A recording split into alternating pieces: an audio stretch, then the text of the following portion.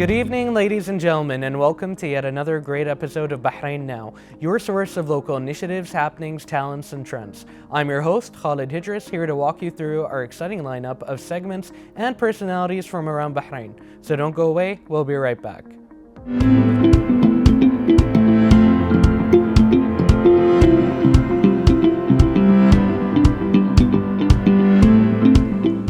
As October is Breast Cancer Awareness Month, to raise awareness on this complex disease, we welcome with us Dr. Sara Al Reefy, Consultant Breast and Oncoplastic Surgeon and owner of London Breast Care Centre in Bahrain. Welcome, Doctor. Thank you so much for joining us. Thank you so much for having me. It's always a pleasure to be here every year. And a pleasure to have you. So, this is a disease that has really affected the female population for a very long time. Can you tell us a little bit about the history of breast cancer and the severity of it as well?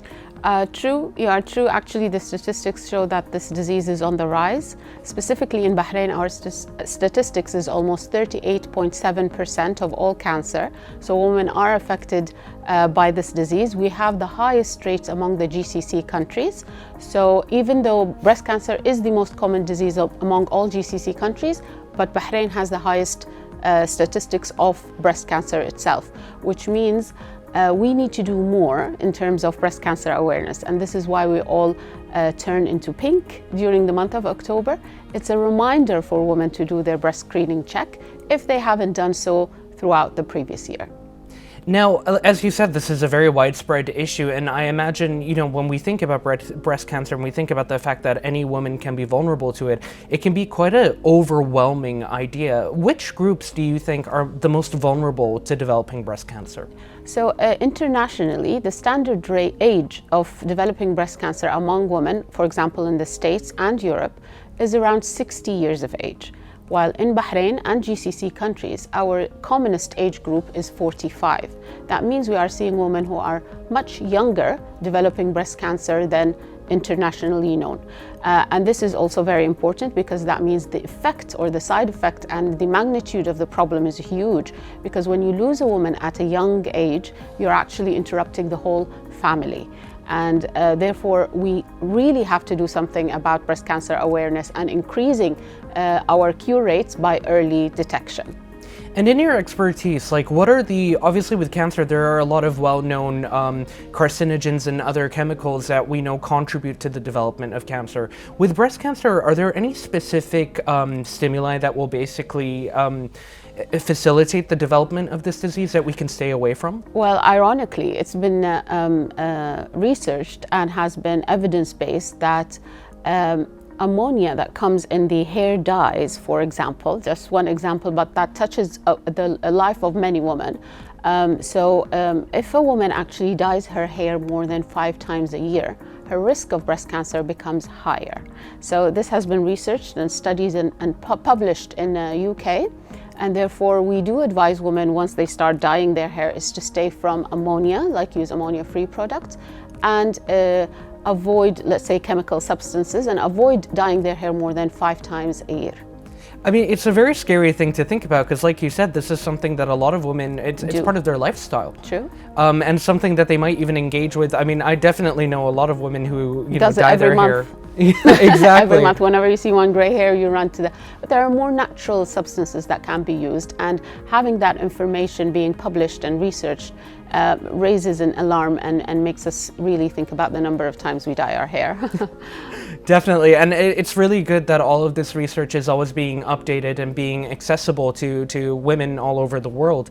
Now, I'd like to ask you, because for me, as someone who doesn't have a medical background, how does something like ammonia in the hair contribute to the development of breast cancer? It's basically, the scalp is very rich with blood supply. So basically, whatever chemical you put in your hair, whatever carcinogen or a bad chemical that you put in your hair, it will enter through the blood vessels that are into the scalp, and therefore it goes around in your bloodstream. So this is why this carcinogen or substance or chemical, any chemical used really, can affect your body, the rest of your body. So it's not really just the hair. You're thinking the blood vessels that is connected to the rest of your body, which is in the scalp.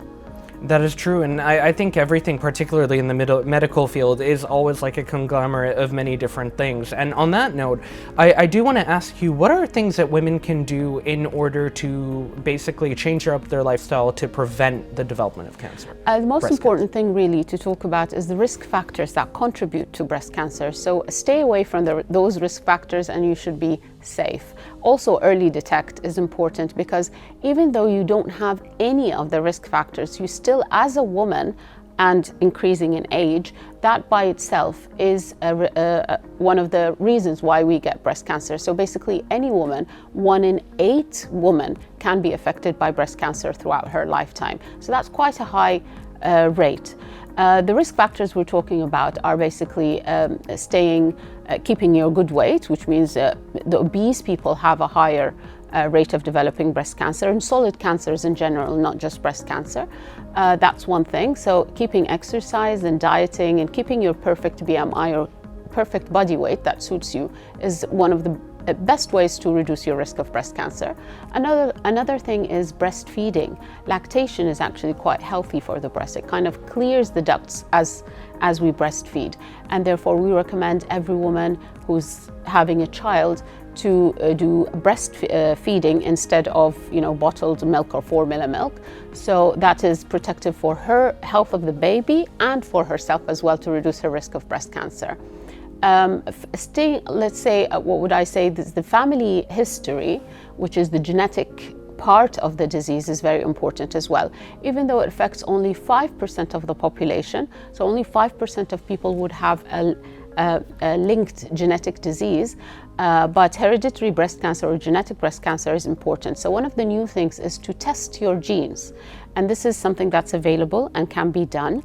There has been as well a national campaign, which is the Genomic Center here in Bahrain, where gene samples are collected and we look into your DNA and we can tell from that whether you have a defect in your DNA or a mutation that make you more likely or susceptible to develop breast cancer or not. And if you find out that you are susceptible, you can do what we call the Angelina Jolie surgery. The very famous American actress Angelina Jolie, she had that mutation, the BRCA1, BRCA2 mutations, and therefore she decided to remove both breasts and put silicone implants instead to prevent herself from getting the disease. And that type of surgery is available as well, which is the oncoplastic surgery. That is the thing that I do, where we combine cancer surgery as well as reconstruction or plastic surgery at the same time. So women don't have to lose the shape of their breast to this disease. I was actually going to ask you about that. Because obviously the breasts are a very feminine part of the body, and for a lot of women they can become very self-conscious, particularly undertaking such a hefty decision, for the sake of their wealth. So could you tell us about, for example, any customer satisfaction stories that you've seen from patients that you've had who have undergone this Correct. procedure? I'll actually tell you one sad story where a woman had to refuse all treatment just because she was told that she needs to have a full mastectomy. So when a woman is faced, as you said, we as women, breast is a very important part of our femininity and body image, and it's important that we keep the shape. So that lady, I remember her very well. She was a young lady, 30 years old, a mother of 3 or 4, and when we were told her that you had breast cancer and you need to remove the breast, because this was the type of surgery that was been done before, and she completely refused. She said, no, I'd die with the disease instead of losing my breast. So this actually specific lady is what made me think of going and specializing in oncoplastic breast surgeries, because I remembered that case and I felt, what can we do to treat the cancer, but at the same time give her the body image that she wants and make the disease or the treatment journey less stressful and difficult for women by providing them reconstruction and plastic surgery. So this is when I subspecialized and I've done my training and everything in UK. And then when I came back, I've noticed women, once they're told that, yes, we're going to remove your breast, but we're going to put an implant at the same time, we can match your other side, your breasts are going to look even more fuller and perkier than what it used to be, they kind of take that easier, and therefore they accept the treatment. And whatever comes next after that treatment becomes like a step-by-step journey. You really have to consider the psychological side effect on a woman. I can imagine, and you know, other than it being a devastating disease, I mean, it also has these effects that you maybe don't think about, which is why, you know, raising awareness is so important. You know, for example, for me as a man, obviously, I'm not going to think about that part of things because it's not something that comes to my own self-image. It right? does, though, affect men. I'll surprise you with that. Actually, 1 in every 100 men, so 1 in every 100 cases diagnosed with breast cancer is a man. So for every 100 women, there is 1 man that can be diagnosed with breast cancer. And I've seen in my career, let's say about 7 to 8 men with breast cancer, diagnosed with breast cancer, but the treatment gets a little bit more difficult because you have to, you know, you don't have that big space and reconstruction and so on, so it's all just a pure mastectomy when it comes to men with breast cancer, really. You know, I've actually heard of it, but I thought it was really, really rare. And for you to say that you've seen 7 or 8 cases is quite surprising. Yeah. If you don't mind me asking, male patients, usually, how does their reaction differ from women? They're surprised. You know, this is one thing that is like, what? What are you saying? You know, like breast cancer, me? So it's like this is the first reaction you get. But then the risk factor for male are mainly family history. So those who are born into a family where they have the BRCA1, BRCA2 gene defect, mutation, then these are the ones that become higher risk to develop breast cancer. Usually, so they have seen it in their family. Prostate cancer as well affects men. It's the most common cancer in men is prostate cancer, but those who have a genetic defect that links prostate cancer with breast cancer, they can get a higher rate of developing breast cancer. They take the treatment a little bit easier, let's say, than women because of the fact that, you know, if you remove their breast, that's okay with them. It does not really change their body image. The nipple areola is very important. So what we usually do is after we remove the breast completely, then we will do a tattoo or micropigmentation to restore the color and the shape of the nipple areola. So to a man, it's a little bit less psychologically, you know, damaging because the fact that they don't need a big breast. In fact, one of the benign surgeries we do, it's not related to breast cancer, is the gynecomastia surgery, which is when men develop the man breast, you know, because of cortisone, steroids. Those who go to the gym a lot, they take those injections and that causes them to develop a breast. They come to me for plastic surgery to remove that and to remove that breast itself. So for a man, it's a little bit different. However, you know, the other type of treatment is the more difficult type, which is the chemotherapy, the radiotherapy. So when you take them through that journey, it becomes difficult for both men and women. And therefore, when we do Breast Cancer Awareness Month or when we do these big campaigns, our aim is to catch breast cancer at a very early stage. Because when we catch it at an early stage, all we need to do is to have the surgery or that part removed, reconstructed, and therefore we do not need the difficult treatment, the chemotherapy, the radiotherapy.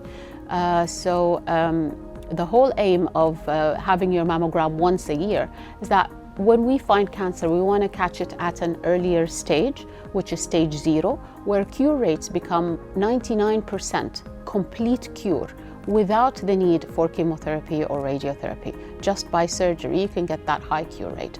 So that's our aim, really. You know, it's really amazing to see in Bahrain that we have so many pioneers on the front lines of this amazing cause to defeat breast cancer, or to control it at the very least.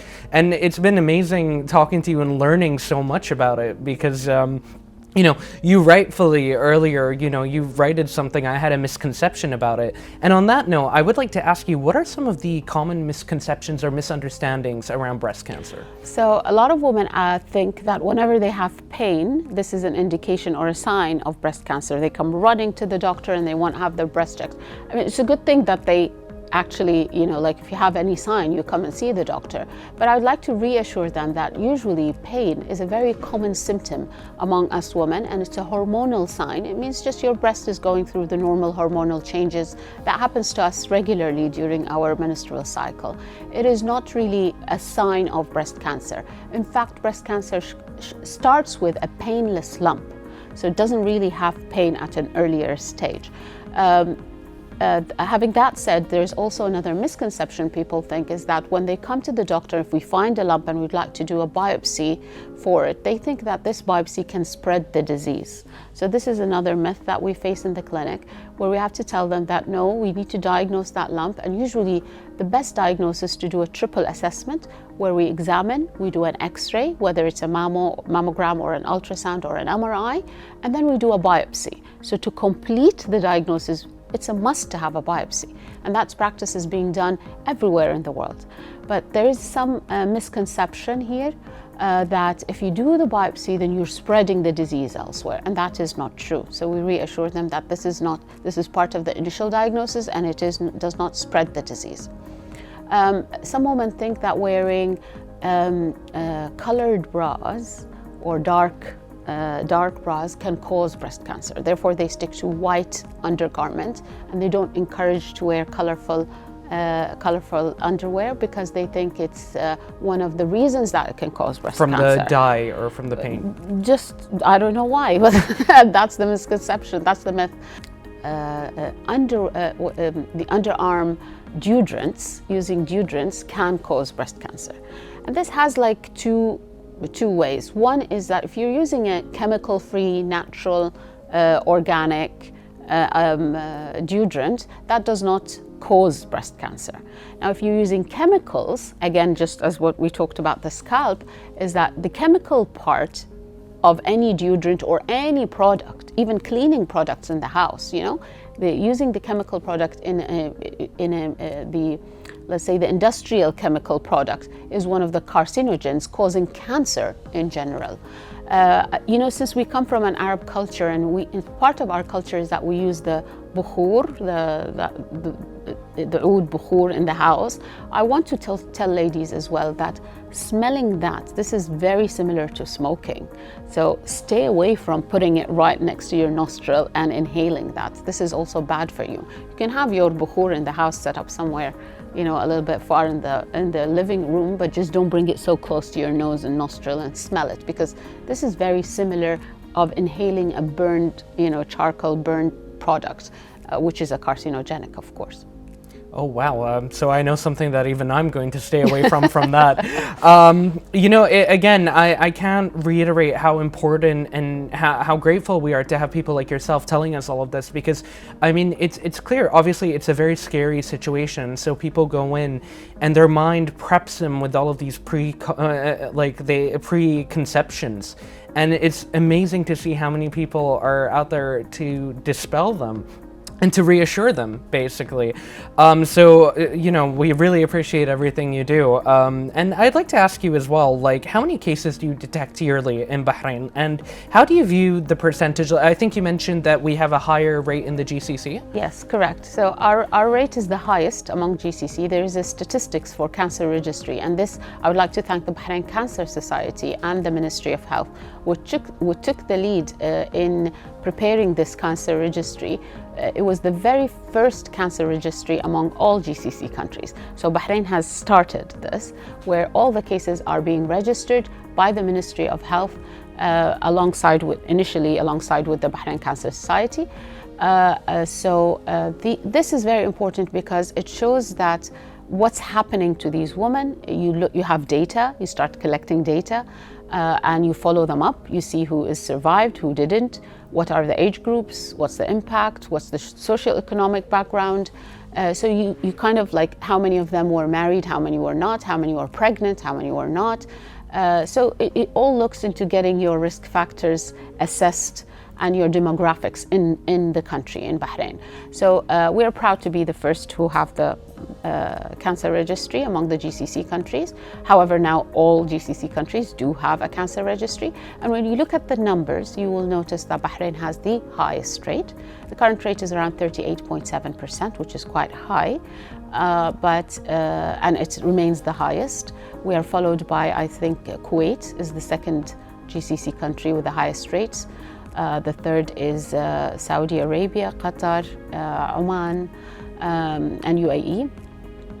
And the reason why we look at our demographics, because we have a very cultured side in the world. You know, like we get to marry from the same family. You know, there's this thing, like we want to know whether this is one of the reasons that it causes breast cancer or not. We share a very common climate, so we also want to know if that has an effect on us.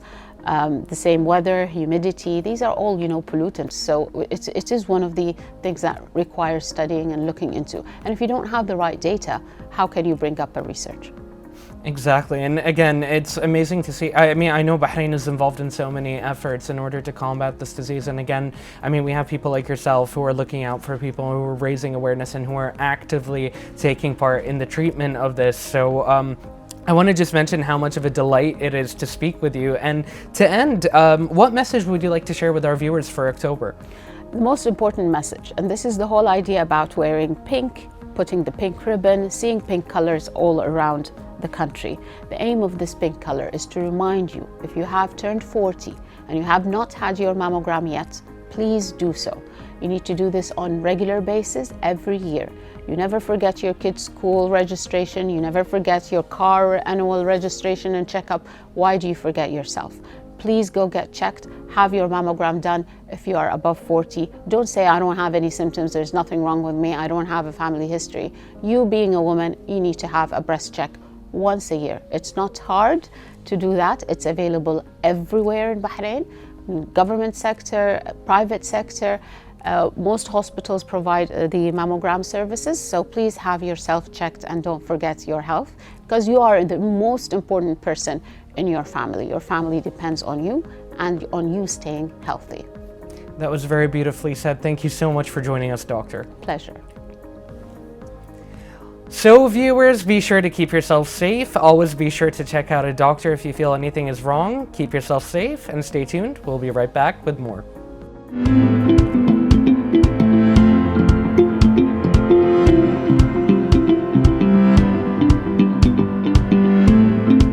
Ladies and gentlemen, let's take a look at what's going on beyond the studio in the following report.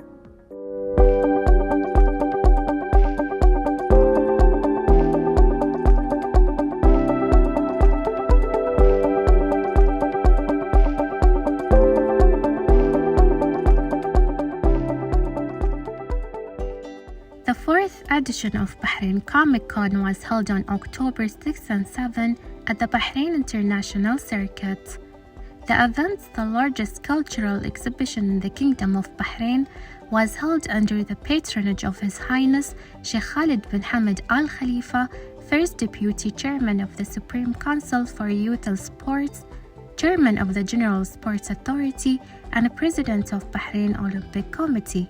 His Highness Sheikh Khalid bin Hamad Al Khalifa stressed the importance of Bahrain Comic Con in attracting young people as well as an elite group of guests of honor from outside the Kingdom of Bahrain.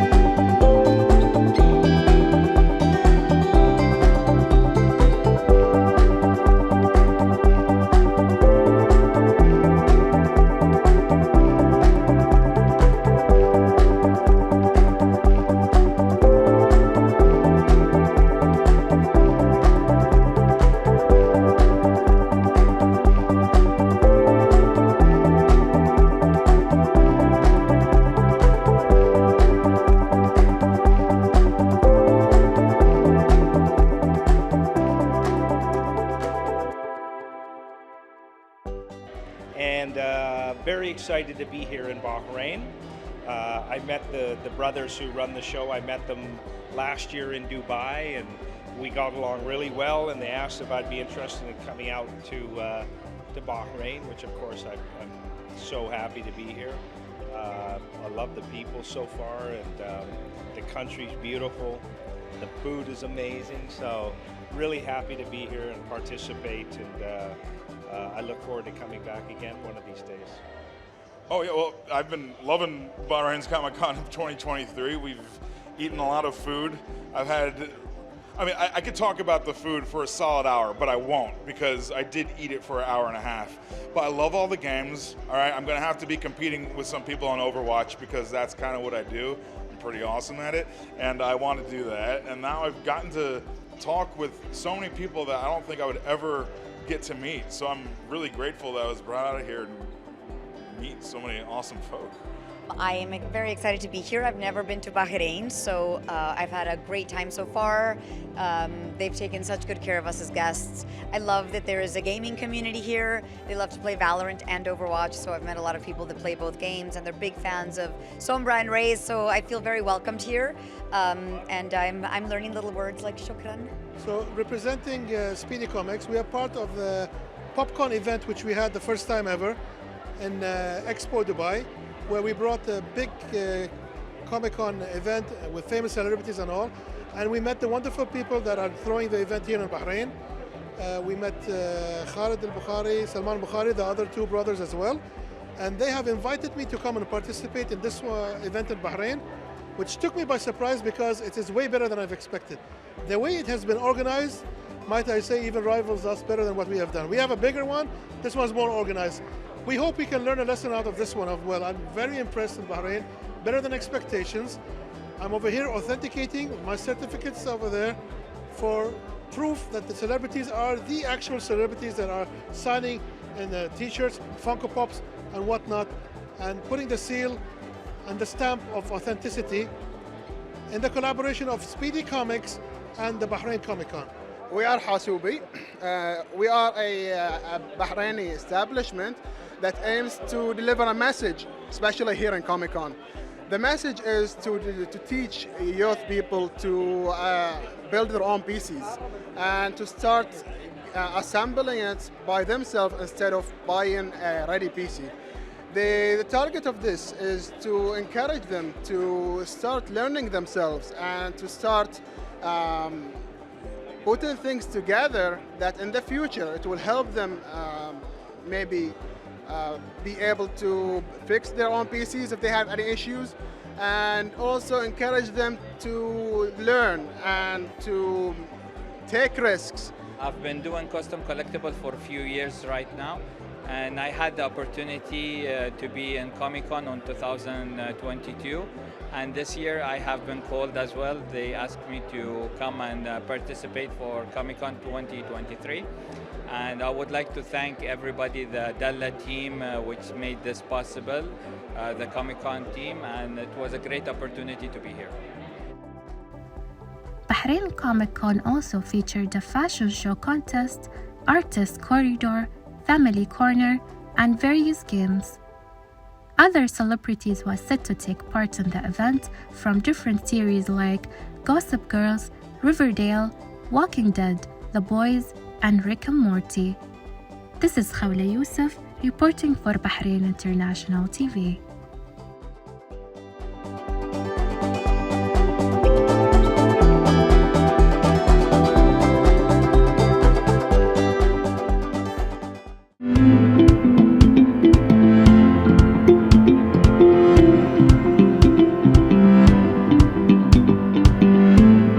Well, ladies and gentlemen, we've made it to the finish line. A huge thank you to all of our guests for joining us tonight, and another huge thank you to all of you watching us at home. As always, be sure to reach out to us on our social media accounts shown below. We'd love to hear from you.